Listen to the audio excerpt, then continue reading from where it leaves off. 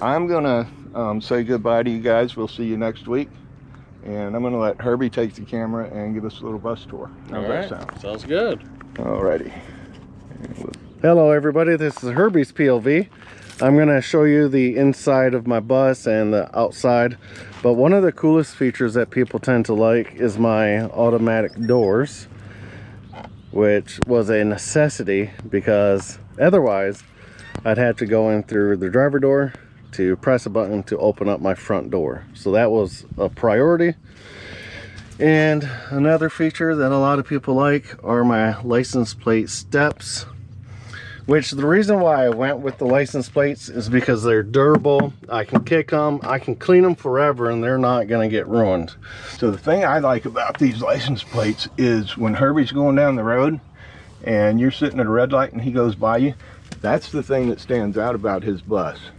That's really cool. You know it's Herbie. So I'm grateful for everybody that watches my channel that sent me them, because I got even more license plates for other projects inside. But let's get inside and check it out. This is the semi-finished bus build. I do got my bins for my pantry. I do have a couple more that are on their way. And then I just got to figure out curtains for these lower areas, and then obviously permanent curtains for the windows. But this is basically my big 9.5 foot kitchen counter, which gives me plenty of ample space to do anything that I want in it. Like I could wash dishes, I can do laundry in this big sink. So it has multiple purposes, because in this lifestyle it's very important to plan ahead. Obviously this is my bed, this is where I sleep. I recently made these bins that I can keep random items in when I'm not using them. So that could be good for cold storage stuff like hoodies, jackets, boots. And then I got my large ice cold fridge freezer dual zone, which doesn't really take up a whole lot of power, like 45 watts at any given time. So it does not really impact my power usage at all. I got my futon sofa here with some junk storage down there that I still got to figure out. But I have finished the walls. So I got this paneling up here with the decoration, along with the back one there and the wall behind all of this. So it just really helps tie it into this is a living space, not a vehicle. A lot of people ask me how I cook. Well, obviously I'm a bachelor, so I do have a microwave. I do have other ways that I can actually fry food and stuff like that I usually put in this area. But I got 14 gallons of fresh water and about 5 gallons of wastewater. So I'm pretty good for boondocking for at least a week before I gotta get more drinking water. So we're just gonna go outside. I'm gonna give you all of the info on the outside of the bus.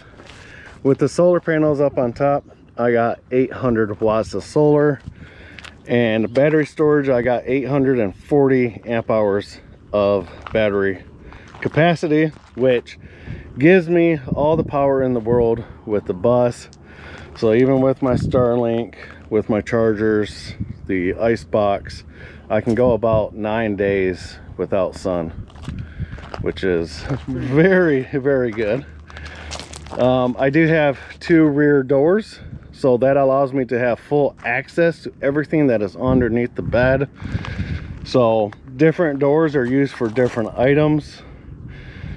So, you know, like this door is items that I use on a regular basis. Stuff back here is stuff that I don't use very often. You know, a lot of people ask me what my license plate says. It is Herbie backwards. So on this side of the bus, I do got 30 amp shore power. So I can go to RV parks. I can do the full hookup job sites and all of that stuff. So I have no worry or issues trying to find work. It is gas. I get around 12 miles per gallon on the highway and probably around 10.5 in town. It does come with a V8 engine, and it has about 150,000 miles on it. But it was last in service up in Washington in 2025, so it's in perfect running condition as far as the Washington State Police is concerned.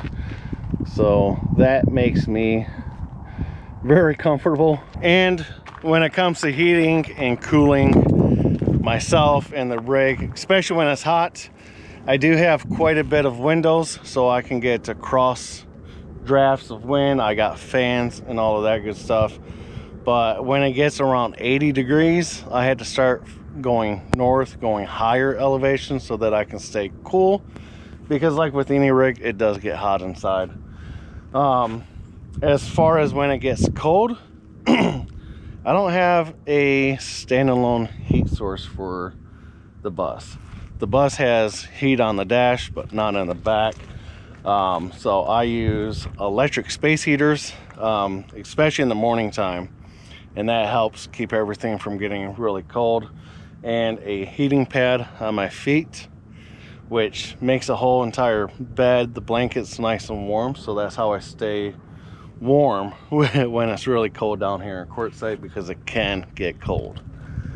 Other than that, that's basically it. I'm pretty much 100% natural when it comes to staying cool and or warm. You know, that was a real treat, Herbie. I want to say thank you. I really do appreciate you doing that for me. You're welcome. Not many people I would hand my camera to, you know, and I'm not sure many people would take it and run with it like that. So, well, you know, kind of, you know, it's pretty easy.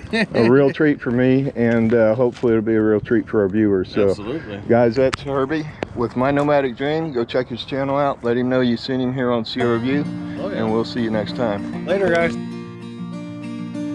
Ruby, she was made for going west, did not protest my wandering ways. Ruby, she was pretty as they come, 28 years